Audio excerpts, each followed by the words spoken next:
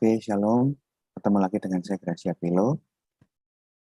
Ya, hari ini saya buat postingan mereaksi karena apa yang saya tampilkan mengenai perintah-perintah Muhammad kepada Sa'id bin Haritsah untuk melakukan penyerangan, bahkan di dalam peperangan di Hisma itu, yang kemarin banyak perempuan yang tertawan dan diperkosa untuk sebagai kompensasi lah buat laskar muslim yang bisa memperoleh tawanan perang, dia berhak menyetubui perempuan yang ditangkap.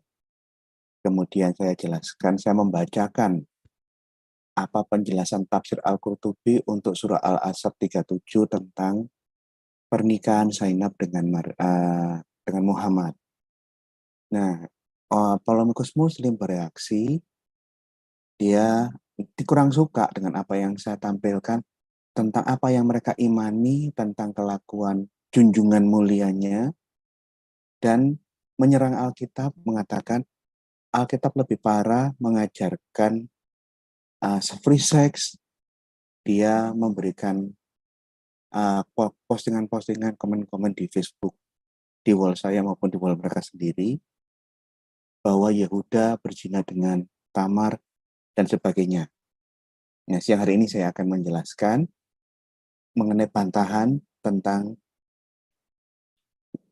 komen-komen negatif dari para polemikus muslim yang tidak dengan jujur menerima kebenaran yang saya sampaikan kemarin. Ya, kita lihat bantahan saya ya. Oke. Sebentar. Perbuatan Yehuda dengan Tamar apakah sama dengan Muhammad dan Zainab di dalam Al-Quran? Apakah perbuatan Yehuda dengan Tamar adalah sesuatu instruksi dan ketetapan Allah, seperti dengan yang terjadi di dalam hubungan Muhammad dengan mantan menantunya Zainab?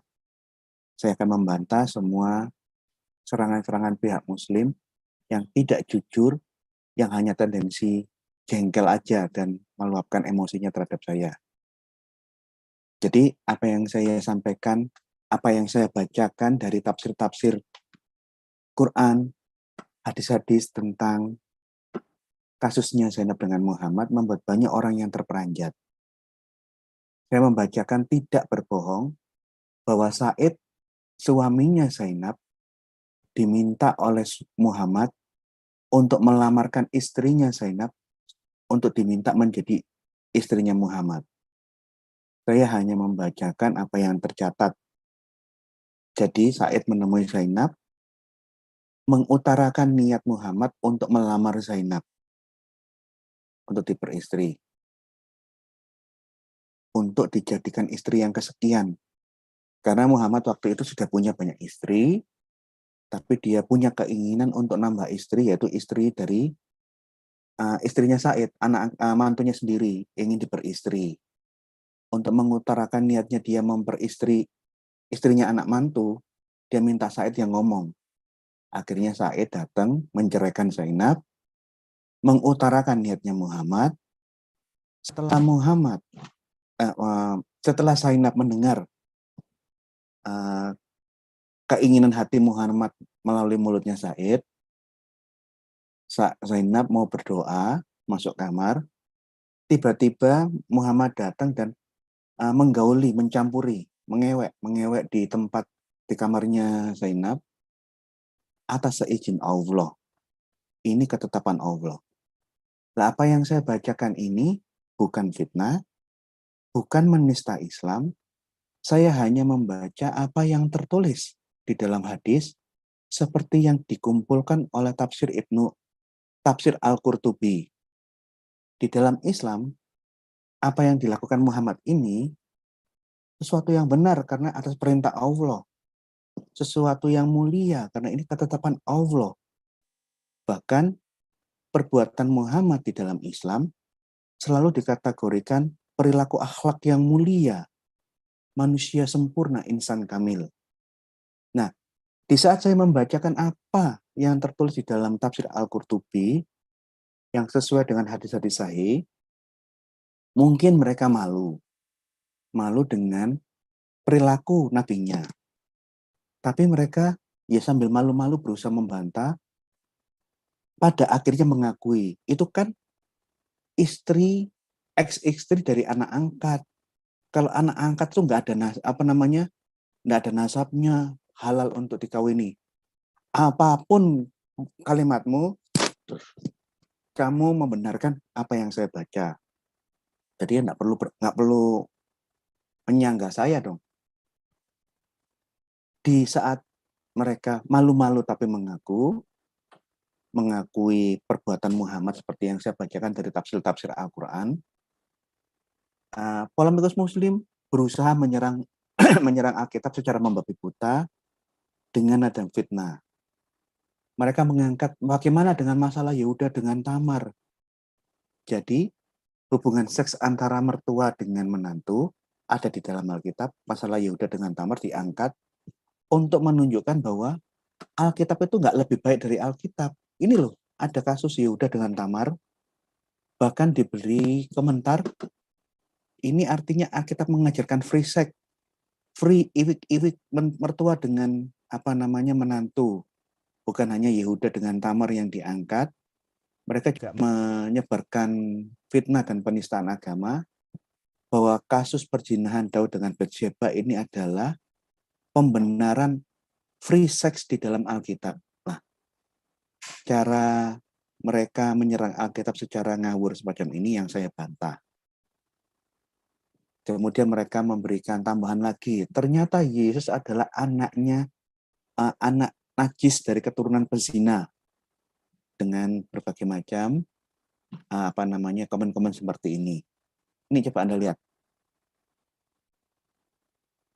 Ini komennya Hasan Badrun. Gue mau bahas yang Tamar ya Inyo, tolong dibantah secara alkitabiah. Oke, saya akan menuruti. Saat ini saya akan bantah. Kisah ayah dengan menantunya Yehuda anak Yakub.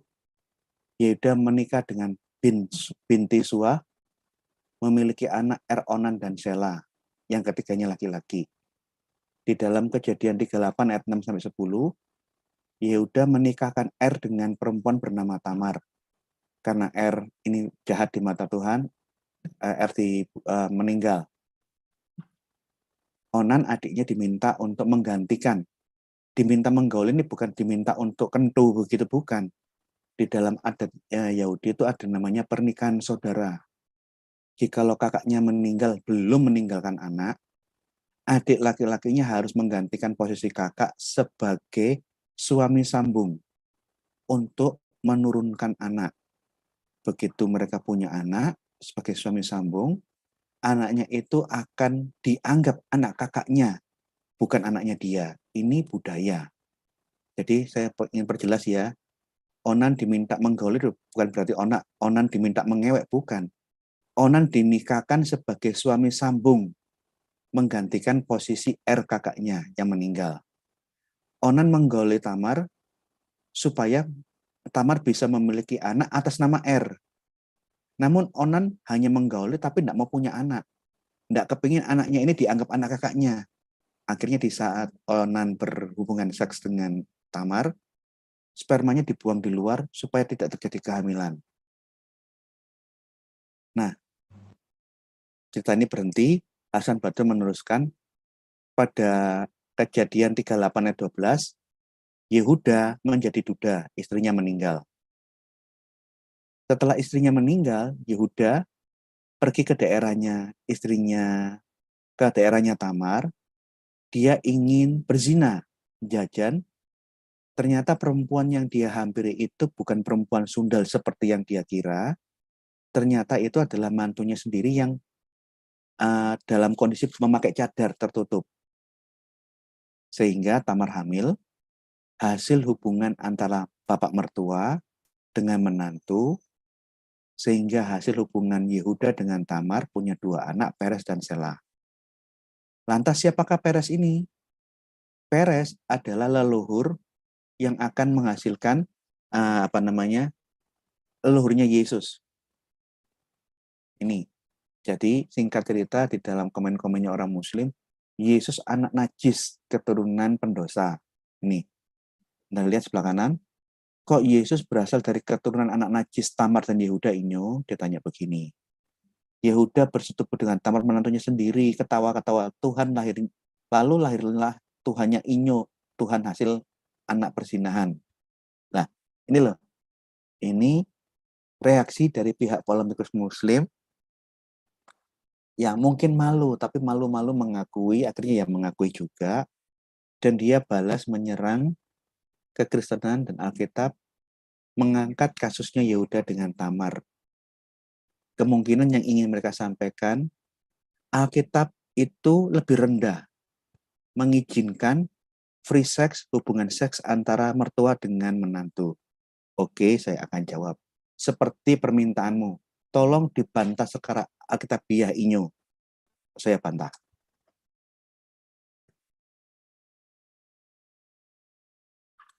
Sih, bentar.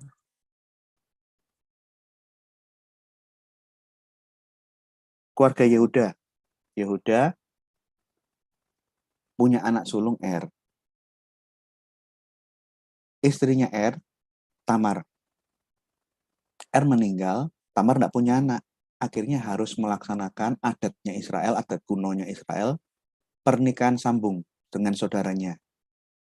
Adik laki-lakinya Er harus menjadi suami, menggantikan posisi Er, supaya Tamar, istrinya Er, punya anak dalam kategori dianggap anaknya Er, meneruskan keturunannya Er. Dan yang menggantikan posisinya R, ya adiknya R, Onan. Onan menggantikan posisi pernikahan saudara, suami sambung. Tapi Onan jahat, dia tidak kepingin Tamar punya anak atas nama kakaknya. Dia tidak kepingin kakaknya itu punya, dianggap memiliki keturunan atas kawin sambung yang dia lakukan. Sehingga dia setiap kali berhubungan seks, spermanya dibuang di luar. Akhirnya Onan dihukum mati. Dari perilaku Onan yang jahat ini muncullah kata di dalam bahasa sekarang onani. Jadi hubungan seks yang tidak semestinya. Setelah Onan mati, ada anak ketiga. Anak ketiganya Yehuda namanya Sela masih kecil. Menurut adat Israel, karena Tamar tidak punya anak dari Er maupun dari Onan adiknya Er, dia harus nunggu Sela sampai besar, menggantikan posisi kawin sambung, pernikahan saudara, agar Er yang mati punya anak. Dianggap anaknya Er. Tapi Sela setelah besar nggak dikawin-kawinkan sama si Tamar. Selain itu, istrinya Yehuda binti Suah meninggal. Jadi Tamar janda cerai mati, Yehuda duda cerai mati. Yehuda tidak punya istri, Tamar tidak punya suami, menunggu dikawinkan dengan saudaranya Er dan Onan, yaitu Sela. Nih, lalu berkatalah Yehuda kepada Tamar, karena Er mati, digantikan Onan mati, oke. Tinggallah sebagai janda di rumah ayahmu, sampai anakku yang ketiga ini Sela besar. Nanti kamu tak kawinkan dengan anak yang ketiga, siapa tahu kamu punya anak, demi nama suamimu yang sudah meninggal dulu. Sebab pikirnya, jangan-jangan ia mati seperti kedua kakaknya itu. Karena diminta dia pergi, tinggal dulu di rumah ayahmu, pulanglah ke rumah ayahmu sebagai janda, sampai tak kawinkan dengan anakku yang ketiga, maka pergilah Tamar dan tinggal di rumah ayahnya. Ini ayat 11 ya. Ayat 12, setelah beberapa lama matilah anak Suah, istri Yehuda. Istrinya Yehuda binti Suah. Yehuda sekarang duda cerai mati. Dia duda. Setelah istrinya mati, habis perkabungan, pergilah Yehuda ke Timna kepada orang yang menggunting bulu dombanya bersama dengan Hira sahabatnya orang Adulam itu. ketika dikabarkan kepada Tamar, loh, bapak mertuamu Yehuda sedang ke Timnah untuk menggunting bulu-bulu dombanya. Maka ditanggalkannya pakaian kejandaannya.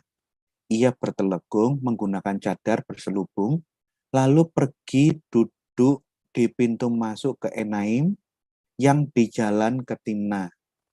Ditunggu di situ, karena dilihatnya bahwa Sela telah menjadi besar, dan Yehuda tidak memberikannya kepada Tamar, Sela, supaya menjadi suami sambung untuk menghasilkan keturunan demi nama suaminya yang pertama, menurut adat kuno.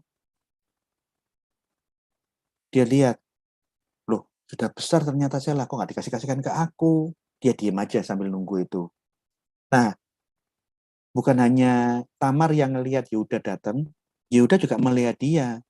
Karena Yehuda melihat ada perempuan bercadar, uh, dibungkus badannya hanya matanya atau yang kelihatan, disangkanya itu perempuan sundal. Nah, ada niat tidak baik, dikiranya perempuan yang bertelekung, berselubung, itu adalah perempuan sundal.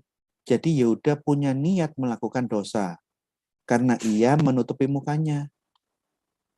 Mungkin lonte zaman dulu itu bercadar. Kalau tidak bercadar, bukan lonte. Ini mungkin ya yang saya lihat ya. Dari narasi kitab Taurat Kejadian 38:15, karena dia bercadar hanya matanya atau yang kelihatan, dikiranya ini lonte. Jadi lonte zaman dulu itu bercadar, hanya ditutupi mukanya semuanya, bertelekung, hanya kelihatan matanya saja. Ini lonte zaman dulu.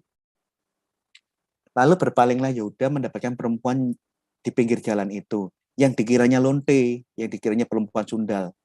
Dan dia mengutarakan niat jahatnya, niat dosanya. Marilah, aku ingin menghampiri engkau. Aku ingin iwik-iwik dengan engkau. Karena dia menyangka perempuan itu sundal, perempuan sundal lonte. Karena dia berjilbab gitu loh. Sebab ia tidak tahu bahwa perempuan itu menantunya. Yehuda nggak tahu bahwa perempuan berjilbab hanya bercadar ini ternyata itu mantunya. Dikiranya itu lonte. Yehuda ingin melonte. Tanya perempuan itu, apa yang akan kamu berikan kepadaku jikalau kamu menghampiri aku? Kalau kamu ngiwik-ngiwik sama aku, kamu ngasih apa sama aku? Nah, ini pun juga menjadi masalah. Ternyata si Tamar di saat diajak ngomong sama Yehuda, dia nggak mengatakan, mertua, saya ini menantumu. Dia nggak ngomong begitu, tapi malah dia bilang apa? Kalau kamu iwik-iwik dengan saya, imbalanku apa? Loh, artinya antara dua orang ini melakukan kesengajaan untuk berbuat dosa. Mungkin karena si Tamar lama menunggu suami baru, nggak datang-datang, dia mengiyakan dengan catatan aku minta imbalan. Jawabnya Yehuda, aku akan memberikan imbalan atas iwik-iwik dengan kamu, dengan mengirimkan kepadamu seekor anak kambing dari kambing dombaku. Kata perempuan itu, oke, kamu berjanji seperti itu, oke. Tapi aku minta tanggungan sampai kamu mengirimkannya kepadaku. Sesudah kira-kira 3 bulan, saya lompati ya, ini kan ayat 3:17 ya. Tanggungannya itu, si Yehuda menyerahkan cincin, tongkat, hartanya dia. Tongkat, cincin, apa-apa, kepunyaannya Yehuda sebagai jaminan bahwa dia akan membayar. Kira-kira 3 bulan, nah setelah Yehuda melakukan perzinahan itu, Yehuda ngambil dombanya, berusaha mengirim ke Tamar, Tamar enggak ada, bingung dia loh. Aku membayar, tapi Tamar enggak ada, ya sudah. Setelah 3 bulan dari kasus itu, ada kabar sampai ke telinga Yehuda. Tamar menantumu melakukan perzinahan, bersundal. Bahkan telah mengandung dari persundalannya. Lalu Yehuda marah. Loh, kok bisa dia belum kawin kok sudah punya anak, hamil. Bawalah perempuan itu supaya dibakar. Jadi menurut adat zaman itu, perzinahan itu dosa, harus dihukum mati. Ini kemarahannya Yehuda, sekalipun Taurat belum turun. Yang kita bisa lihat budaya sebelum zaman Taurat tidak mengizinkan perzinahan hamil di luar nikah. Tapi catatan sejarah sebelum zamannya Taurat, ternyata praktek persundalan, perlontaian sudah ada. Ciri-ciri lonte itu menggunakan cadar, bertelekung, mukanya ditutupi. Jadi kalau mukanya ditutupi itu gambaran lonte di zaman Yehuda sebelum Taurat.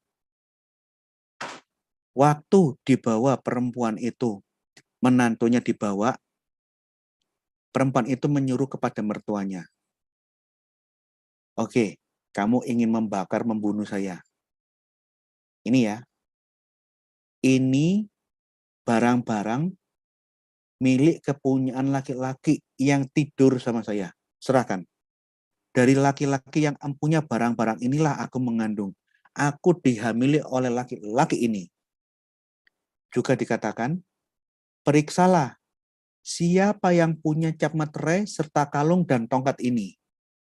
Dialah yang menghamili saya. Tolong kamu cari siapa orang yang punya ini. Begitu barang-barang yang diserahkan Tamar, diserahkan ke Yehuda, Yehuda memeriksa. Loh, oh alah, ternyata lonte berjilbab kapan hari itu? Kamu toh anak menantuku sendiri. Yehuda ngaku dengan jujur, bukan aku yang benar untuk kasus ini. Tetapi perempuan itulah yang benar, dia akui dia yang benar. Karena memang aku tidak memberikan kepada dia Shelah anakku.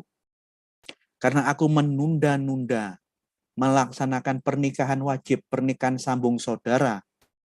Aku nggak memberikan Shelah kepada Tamar sampai terjadi hal ini.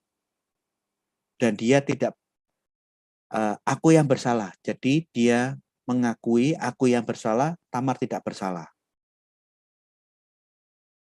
Dan Yehuda tidak bersetubuh lagi dengan perempuan itu sampai mati. Jadi ada pengakuan, ini semua adalah perbuatanku, kesalahanku. Aku mertua duda cerai mati. Aku nggak sadar kalau aku mau jajan itu ketemu dengan menantuku sendiri yang tidak punya suami. Duda lawan janda. Nah, tapi cara bertobatnya nggak dijelaskan, hanya dia mengatakan sejak saat itu dia tidak lagi menyentuh perempuan itu sampai mati. Dia mengaku itu suatu kekhilafan, suatu kesalahan yang dia lakukan. Pada waktu Tamar hendak melahirkan, ternyata ada anak kembar di dalam kandungannya. Oke, apa yang kita baca tadi di sini, tolong ya kita lihat, kita cermati supaya jangan salah paham, sebagaimana cara orang Muslim berolok-olok berusaha menyamakan kasus Yehuda Tamar dengan perilaku Muhammad dengan Zainab. Benar, Yehuda Tamar mertua menantu, seperti Muhammad dengan Zainab. Bedanya Yehuda ini duda, tidak punya istri, Tamar menantunya ini janda, tidak punya suami. Muhammad istrinya banyak, Zainab waktu itu masih punya, Saidnya masih hidup. Malah Said yang diminta oleh Muhammad melamarkan Muhammad untuk Zainab. Ini yang pertama, ada perbedaan. Sama-sama mertua menantu, bedanya Yehuda, duda, Tamar, janda. Muhammad, istrinya sudah banyak, masih kepingin nambah lagi. Zainab waktu itu punya suami, nunggu diceraikan dulu baru dikawin. Kedua, kasus Yehuda dengan Tamar ini terjadi sebelum aturan syariat Taurat di zaman Musa turun. Kejadian 38 mencatat perilaku leluhur Israel, entah kesalehan maupun dosa dan kesalahan-kesalahan. Dicatat apa adanya. Alkitab mencatat kesalahan-kesalahan dan kesalehan-kesalehan apa adanya. Tidak ada yang ditutup-tutupi. Kasus Yehuda dengan Tamar terjadi 500 tahun sebelum zaman Taurat. Taurat belum ada. Belum ada aturan. Aturan mertua sama menantu boleh kawin apa enggak, belum ada. Aturan tertulis bagaimana berzina, hukum, belum ada. Masih ya adat kebudayaan aja yang berlaku. Jadi itu catatan yang ada di dalam Taurat mengenai perbuatan leluhur-leluhur Israel sebelum Taurat itu ada. Itu kasusnya 500 tahun sebelum Taurat ada. Budaya di zaman itu berbeda dengan kita. Ada perbedaan budaya. Ada budaya kawin sambung, pernikahan saudara. Nih, kalau andai kata mau berkelit, bisa, saya kan nggak punya istri. Saya mau menikah dengan siapapun kan bisa. Ini bisa aja pembenaran seperti itu. Tetapi Yehuda tidak melakukan pembenaran. Dia mengaku salah, dan pertobatannya dibuktikan dengan dia tidak mau sentuh lagi menantunya sampai mati. Bisa saja dipikir, loh, saya kan tidak punya istri. Bolehkah aku menikah dengan perempuan siapapun yang saya mau? Tapi itu tidak dilakukan Yehuda. Yehuda malah mengaku ini kekeliruan, ini kesalahan saya. Dan setelah dia mengaku, dia tidak sentuh Tamar sampai dia mati. Lanjut. Setelah kasusnya Yehuda dan Tamar 500 sebelum syariat Taurat ada, sekarang kita lihat aturan Taurat. Di dalam Taurat 500 ini salah tulis ini. Di dalam kitab Taurat 500 tahun setelah zaman Yehuda mulai ada aturan baku bahwa mertua dilarang bersenggama dengan menantu. Setelah 500 kemudian. Nih, contoh ya. Terkutuklah orang yang tidur dengan mertua perempuannya. Mantu laki-laki berhubungan seks dengan mertua perempuan tidak boleh. Dan seluruh bangsa itu haruslah berkata amin. Terkutuk. Tidak hanya mantu dengan mertua perempuan. Imamat. Bila seorang laki-laki tidur dengan menantu perempuannya, mertua laki-laki berhubungan seks dengan menantunya, mesti keduanya dihukum mati. Tidak boleh. Mertua laki-laki maupun mertua perempuan tidak boleh berhubungan seks dengan mantunya. Mereka telah melakukan sesuatu perbuatan keji, maka darah mereka tertimpa kepada mereka sendiri. Maka dosa mereka akan tertimpa atas dosa mereka sendiri. Ini dosa. Dosa ya dosa. Apapun perbuatan-perbuatan yang dicatat di dalam Alkitab, entah itu kebejatan ataupun kekudusan dan kesalehan, dicatat apa adanya, dosa tetap dosa. Kesalehan tetap kesalehan. Tidak pernah dosa dianggap saleh atau saleh dianggap dosa dibolak-balik. Tidak pernah terjadi. Nah, sekarang kita lihat Zainab sama Muhammad. Benar, ini pernikahan mertua dengan menantu. Tapi beda. Muhammad mertua punya banyak istri. Hanya dia ingin nambah istri lagi, ingin memperistri mantunya yang masih punya suami waktu itu. Dia ingin menikahi mantunya sendiri. Nah, Said akhirnya menceraikan Zainab dan melamarkan Zainab untuk diperistri oleh Muhammad menjadi istri yang kesekian. Pernikahan menantu dengan mertua, jikalau di dalam Taurat itu dilarang, tidak boleh, aturan ini di dalam Al-Quran berbeda. Quran membolehkan hubungan seks mertua laki-laki dengan menantu perempuannya jika dia itu janda, ex-istri, anak angkat. Tidak halal, tidak boleh jika menantunya itu janda atau ex-istri anak kandungnya. Ini beda. Dan di dalam Al-Quran ada penjelasan lagi. Hubungan seks yang direstui Allah Subhanahu wa Ta'ala antara mertua dengan menantu, halal jika itu ex-istri anak angkat, adalah ketetapan Allah. Dan ketetapan Allah lah yang harus terjadi. Jadi siapapun umat muslim yang ingin beriwik-iwik menikahi istri anak angkatmu, itu bukan dosa, itu ketetapan Allah, itu sunnah. itu malah dapat pahala. Meneladani perilaku akhlak Muhammad menikahi Zainab. Itu sunnah itu malah. Ini ada ayatnya. Suami mertua boleh menikahi istri anak angkatnya boleh. Ini ketetapan Allah, ini loh ayatnya. Al-Ahzab 37. Baca, tidak usah baca yang atas, baca yang bagian yang berwarna kuning. Kami kawinkan kamu. Allah Subhanahu wa Ta'ala mengawinkan Muhammad dengan Zainab.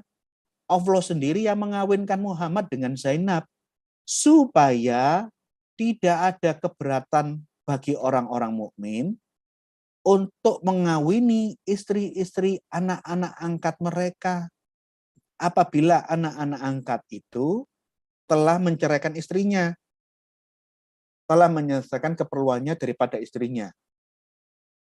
Dan adalah ketetapan Allah, itu pasti terjadi. Ini firman Allah, ini hukum Allah, ini ketetapan Allah. Melakukan hal ini bukan dosa, ini sunnah, malah dapat pahala. Beda. Perbuatan Yuda dan Tamar itu dosa. Kekilafan. Tidak ada pendeta yang mengatakan setelah membacakan kasusnya Yuda dan Tamar, terus di atas mimbar, pendeta-pendeta mengkhotbahkan, marilah kita setelah pulang dari gereja, laksanakanlah firman Allah dengan murni dan konsekuen, senggamailah menantu-menantu kalian seperti yang dilakukan Yehuda dan Tamar. Tidak ada pendeta yang ngomong seperti ini. Jadi cara orang-orang muslim, polemikus muslim menyerang Alkitab, membolak-balikkan, menafsirkan sembarangan, itu tafsiranmu sendiri. Tapi beda dengan ayat Quran yang saya tunjukkan. Anda akan temukan banyak sekali ceramah-ceramah ustadz-ustadz membenarkan dan menjelaskan tentang Al-Ahzab 37. Di Kristen tidak ada yang mengkhotbahkan itu boleh dan baik. Itu dosa kok. Di Islam, ini bukan dosa. Ini baik, ini benar, boleh dilakukan. Ini malah perbuatan yang terpuji. Beda. Nih, bahkan mengenai bagaimana Zainab itu dinikahi Muhammad. Nih, tafsir Al-Qurtubi, Al-Ahzab 37. Said kemudian bergegas menuju Zainab. Setelah Muhammad menyampaikan keinginannya kepada Said, kepingin menikahi Zainab, istrinya, langsung Said datang. Sesampainya di rumahnya Zainab, ternyata Zainab sibuk dengan adonannya. Ketika meriwayatkan hadis ini, Said berkata, pada waktu aku melihat Zainab mau ngomong keinginannya Muhammad mengawini Zainab istrinya, aku merasa membawa beban yang sangat berat, sehingga aku tidak sanggup untuk melihat ke arahnya. Berat banget. Ngomong, dek, kue apa dirabi bapakku, itu beratnya minta ampun. Secara tidak sanggup untuk melihatnya secara langsung. Beban yang dia tanggung yang berat sulit untuk mengatakan itu gara-gara apa? Karena Muhammad ingin meminang istrinya itu, dan tidak lama lagi Zainab akan menjadi istri bapak angkatnya, menjadi istri Nabi Shallallahu Alaihi Wasallam. Oleh karena itu aku berjalan mundur, memalingkan tubuhku ketika berbicara kepadanya. Lalu berkata, wahai Zainab, Rasulullah Shallallahu Alaihi Wasallam mengutusku untuk melamarmu, dek. Kue apa dirapi ambil bapakku. Dia ngomong jujur, terus diceraikan. Mendengar keinginan Muhammad yang disampaikan oleh suaminya Said, Zainab menjawab, aku tidak melakukan apapun sampai berkonsultasi dengan Tuhanku. Ya, aku tak sembahyang dhisik ya. Masih aku tak sembahyang dhisik. Zainab lantas masuk ke tempat yang biasanya digunakan untuk salat. Begitu masuk, ya Allah, iki maksudnya apa toh? Pada waktu Zainab sholat, turunlah ayat tersebut. Begitu ayatnya turun, Muhammad bergegas melaksanakan firman Allah, ketetapan yang barusan dia terima ini. Tiba-tiba datanglah Rasulullah ke sana dan langsung mengewek, mengentot, menggauli, mencampuri Zainab tanpa meminta izin siapapun. Tidak woro-woro, tidak bikin resepsi, tidak ada akad, tidak ada mahar, langsung masuk. Zainab, apakah kamu sudah mendengar apa yang disampaikan Said? Sudah Nabi. Ayo buka pakaianmu. Loh, mau apa? Wis meneng ta. Sudah tahu kan? Sudah, ayo, ayo, ayo. Saya ingin beriwi-iwi. Kemudian Nabi SAW mengadakan walimah, pesta, setelah kejadian dulu, setelah berhubungan seks di tempat, baru buat resepsinya itu belakangan. Memberi kami makanan berupa roti dan daging, dan kami pun memakannya sehingga tiba sore. Nih, dalam sebuah riwayat tetap disebutkan, hingga tiba sore hari, dan para sahabat pun berpamitan. Ini tafsir. Saya hanya membacakan, tidak memfitnah. Jadi kalau ada orang muslim yang benar-benar Islam, harusnya Anda bersuka cita dan mengucapkan, Alhamdulillah, subhanallah, betapa mulianya perilaku nabiku. Kalau kamu konsisten sebagai orang muslim, yang beriman kepada Quran dan hadis, meneladani Rasulullah. Tapi kalau kamu malu, ya jangan jadi Islam. Masa kamu orang Islam, malu dengan perbuatan nabimu, bukannya kamu keluar dari ajaran ini, tapi kamu menyerang mengolok-olok orang Kristen agama lain. Itu ya tidak fair. Sebagai orang muslim, kamu harus membenarkan dan setuju dengan perbuatan ini. Bukan menyerang, menghina, memfitnah agama lain. Nih, kita lihat tafsir Ibnu Katsir ya. Tadi itu kan tafsir Al-Qurtubi. Nih, Al-Watar, penjelasan Ibnu Katsir Al-Asab 37. Al-Watar artinya keperluan dan hajat. Setelah menyelesaikan urusannya, maksudnya menceraikan Zainab, yakni setelah Said selesai dari keperluannya dengan Zainab, lalu ia menceraikannya. Maka kami kawinkan kamu dengan Zainab. Allah yang mengawinkan Muhammad dengan Zainab. Dan yang mengawinkan Nabi SAW, dan yang mengawinkan Nabi SAW dengan Zainab adalah Allah Subhanahu wa Ta'ala secara langsung. Muhammad itu dikawinkan dengan Zainab, itu Allah langsung yang mengawinkan. Tidak pakai kakek, tidak pakai orang tua, tidak pakai wali, tidak pakai saksi, tidak pakai mahar, tidak pakai apapun. Allah langsung. Dengan kata lain, Allah menurunkan wahyu kepada nabinya dan memerintahkan kepadanya untuk mengawini Zainab. Saya perintahkan kamu Muhammad, kawini Zainab. Saya sudah merestui. Tanpa wali, tanpa akad, tanpa mahar, tanpa saksi manusia, melainkan semuanya ditangani oleh Allah Subhanahu wa Ta'ala. Ini mulia, ini perbuatan mulia dan benar di dalam Islam. Ini akhlak, perilaku insan kamil, manusia yang paling sempurna di dalam Islam. Ini. Jadi Allah yang memerintahkan, karena Muhammad mendapat perintah Allah, turun ayatnya, sebagai orang yang berserah penuh kepada Allah, dia melaksanakan apa yang Allah perintahkan tanpa menunda-nunda. Ini orang yang beriman di dalam kategori Islam. Yuk. Nah, bedanya apa? Upaya Muslim ingin menyamakan perilaku Muhammad yang benar dan baik di dalam Al-Quran disama-samakan dengan Yehuda dan Tamar. Tidak sama. Apanya yang sama? Uang itu kejahatan kok. Itu dosa kok, itu zina kok. Di kategori Alkitab, kategori orang Kristen, kategori orang Yahudi, perbuatan itu yang dicatat itu dosa. Kejahatan, dosa, dan kebenaran, dua-duanya dicatat di dalam Alkitab apa adanya. Tidak ditutup-tutupi. Perilaku yang saleh, perilaku yang bejat, semua dicatat apa adanya. Bukan berarti kita disuruh melakukan kebejatan-kebejatan, dosa-dosa yang tercatat di dalam Alkitab. Tidak seperti itu. Tidak sama. Beda. Alkitab menuliskan semua apa adanya untuk menjadikan hikmah pelajaran buat kita semua di generasi sekarang dan di generasi kapanpun. Yang mana yang benar, yang mana yang kudus, yang mana yang saleh. Ini. Yang mana yang dosa, mana bejat, mana perzinahan yang akan dihukum Allah. Ini. Semuanya diberikan apa adanya. Jadi serangan Muslim itu ngawur, tidak sesuai dengan konteks Alkitab dan apa yang kami imani.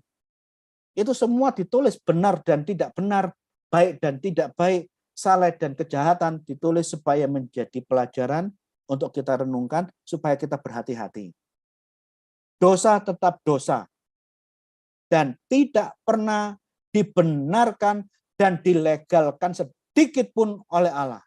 Siapapun yang melakukan dosa akan dihukum, tidak peduli dia raja, dia nabi, apapun pangkatmu. yang melakukan dosa akan dihukum Allah. Tidak peduli Daud, dia raja, dia penulis kitab Mazmur, berzina, Allah hukum, Allah adil. Dan semua perbuatan Daud yang benar dan yang salah dicatat apa adanya untuk kita pelajari di masa sekarang. Jadi tidak sama. Menyamakan Yehuda Tamar yang adalah kategorinya dosa dan terlarang dengan perbuatan Muhammad dan Zainab itu adalah sunnah yang boleh dilakukan oleh orang muslim di seluruh dunia. Tidak sama. Wong itu dosa, yang satu ini tidak dosa kok. Menyamakan ini salah besar. Yehuda, apalagi konteksnya, Yehuda tidak punya istri, dia duda cerai mati. Tamar, itu cuma janda. Sekalipun ini bisa menggunakan pembenaran, mau bersilat kata, loh saya kan tidak punya istri. Ya tidak masalah dong saya dengan menantu saya yang memang dia juga nggak punya suami. Tapi Yehuda dan Tamar tidak melakukan itu. Yehuda mengaku kesalahan, dan setelah dia mengaku kesalahan, dia tidak sentuh Tamar sampai mati. Dan kasus ini terjadi sebelum syariat Taurat diberlakukan. Yehuda tidak sentuh Tamar sampai mati. Ini pertobatannya dia. Jadi, apa yang dilakukan Yehuda dan Tamar termasuk Daud dan Batseba itu dosa. Bukan sesuatu yang boleh dilakukan atau dikategorikan dalam Islam seperti sunnah. Barang siapa melakukan perbuatan seperti Yehuda dan Tamar atau perzinahan Daud dengan Batseba akan mendapat pahala. Tidak ada yang semacam ini di dalam kekristenan. Perbuatan Daud dan Batseba itu dosa, bukan pembenaran dan legalitas. Ketetapan Allah, bukan seperti itu kategorinya. Apa yang dicatat bukan untuk dipelajari atau diteladani, tapi menjadi warning. Sekalipun dia punya kekuasaan tinggi, dia punya banyak tentara, dia raja, dia dianggap nabi, punya menuliskan banyak syair-syair lagu pujian yang dikumpulkan dalam kitab Mazmur. Sekalipun dia seperti itu, dosa tetap dosa. Daud yang melakukannya pun dihukum, dikutuk Allah. Semua dosa dan kebaikan dicatat dan ditunjukkan kepada kita di generasi sekarang. Apa yang dilakukan Yehuda Tamar dan Daud Batseba itu kekejian di mata Tuhan. Itu bukan ketetapan Allah Subhanahu wa taala, bukan ketetapan Elohim, bukan ketetapan Yahweh Adonai, bukan. Itu dosa yang dilakukan manusia, yang tidak boleh dilakukan oleh siapapun lagi. Bukan firman Allah, bukan ketetapan Allah. Beda. Anak Yehuda sudah mati, jadi Tamar janda. Bedanya Said masih hidup. Jadi Zainab itu suaminya masih hidup. Tamar suaminya udah nggak ada. Said yang masih hidup, anak mantunya Muhammad, yang disuruh melamarkan istrinya. Lamarno bojomu yo, apa tak apik dadi bojoku. Said saknone. Apa sih nasib murah? Disuruh Nabi yang mulia untuk melamarkan istrinya untuk dinikahi Muhammad. Muhammad datang langsung masuk ke kamar, begitu ayatnya turun, nunggu ayatnya dulu dong. Nabi tidak akan bertindak tanpa ada perintah Allah. Ini orangnya berserah kepada Allah Subhanahu wa taala. Begitu ayatnya turun, oke, boleh. Tuhan yang menginstruksikan boleh menikahi, langsung masuk ke kamar Zainab. Hai Zainab, ngapain?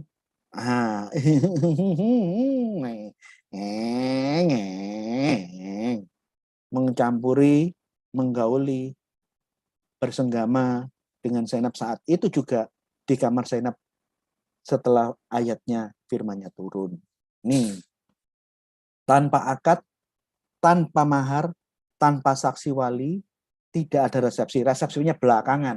Setelah dinaiki, digauli, baru setelah selesai bikin pesta. Kenapa? Saya sudah menikah. Kapan? Tadi. Nggak ada saksinya. Nggak ada. Allah kok. Allah yang menikahkan, saksinya Jibril. Loh, kan? Luar biasa. Ini kekhususan yang hanya boleh dilakukan oleh Muhammad. Yang lain tidak bisa seperti itu. Ini atas seizin Allah. Jadi tidak ada dosa sedikit pun menurut Islam atas apa yang dilakukan Muhammad. Ini perilaku yang mulia. Semuanya sesuai dengan ketetapan dan kehendak Allah. Ini benar dalam kategori Islam. Jadi, kalau kita lihat setelah kasusnya Yehuda Tamar, Taurat melarang Tidak boleh mertua, enggak laki-laki atau mertua perempuan tidak boleh berhubungan seks dengan menantunya. Itu dosa. Beda dengan Quran. Boleh mertua berhubungan seks menikahi anaknya, anak menantu, jika itu istri anak angkat. Alkitab hubungan seks mertua dengan menantu dosa. Ayatnya tadi saya sudah bacakan. Itu perbuatan keji dihukum Allah. Dosanya akan tertanggung atas kepalanya sendiri. Kalau Quran beda. Hubungan seks mertua dengan menantu, pernikahan mertua dengan menantu boleh jika itu anak angkat. Tidak boleh jika itu mantan istri anak kandung. Nah, ini. Barang siapa yang melaksanakan pernikahan mertua dengan menantu, itu sunnah mengikuti hukum Allah, mengikuti firman Allah, meneladani perilaku Muhammad yang mulia, menikahi Zainab, sekalipun dia sudah punya banyak istri. Ini adalah mencontoh perilaku manusia sempurna di dalam Islam. Nih, polemikus Muslim nggak terima dengan apa yang saya posting, padahal tidak ada pun sedikit pun penipuan atau fitnah dari apa yang saya tulis. Inilah pembelaan maksimum oleh seorang pendeta terkenal. Saya bukan pendeta, goblok ya. Saya pengajar Kristen, bukan pendeta. Terkenal nggak terkenal agak ngurus. Saya nggak pernah mengurusi masalah ini, saya nggak narsis. Inilah pembelaan maksimum oleh seorang pendeta terkenal, Inyo Gracia Pelo, atas pernyataan mengapa Yesus terlahir dari keturunan anak najis, hasil zina Tamar dengan Yehuda. Pernyataan sebelumnya yang nggak bisa dijawab.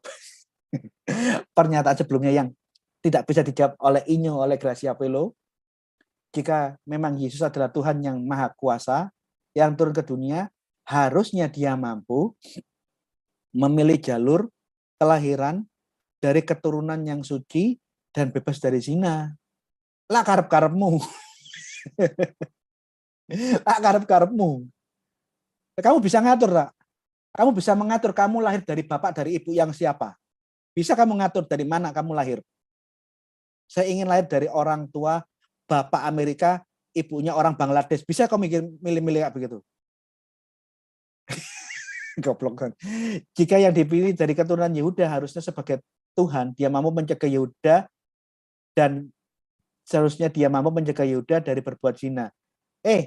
Tuhan memberikan kebebasan free will, kebebasan untuk memilih manusia mau berbuat dosa apa tidak.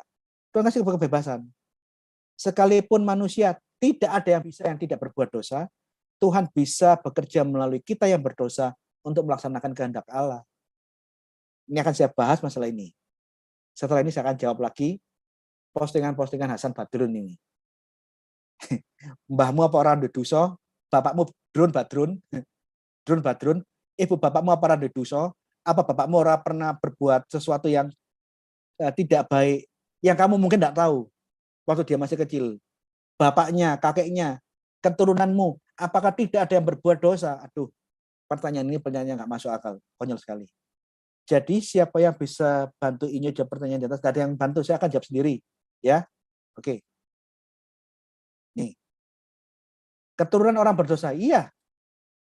Semua leluhurnya Yesus, baik leluhurnya Yusuf maupun Maria berdosa. Tidak ada manusia yang tidak berdosa.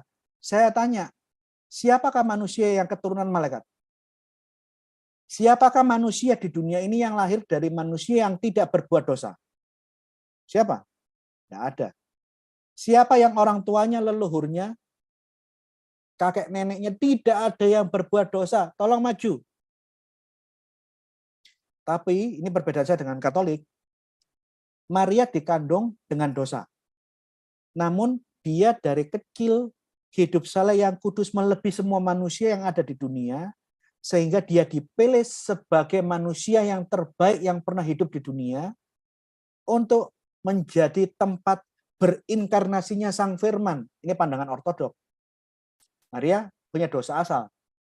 Tapi karena dia terpilih sebagai manusia yang tersaleh, tersuci di seluruh dunia, sehingga dianggap Allah layak menerima Sang Firman berinkarnasi di dalam lahirnya, Allah menguduskan dia, menyucikan dia, supaya dia menjadi manusia yang layak menerima Sang Firman berinkarnasi di dalam rahimnya. Ayatnya mana? Ini. Roh Kudus akan turun atasmu. Roh Kudus akan menaungi Maria. Dan engkau akan mengandungi seorang anak laki-laki. Di Lukas 1:35.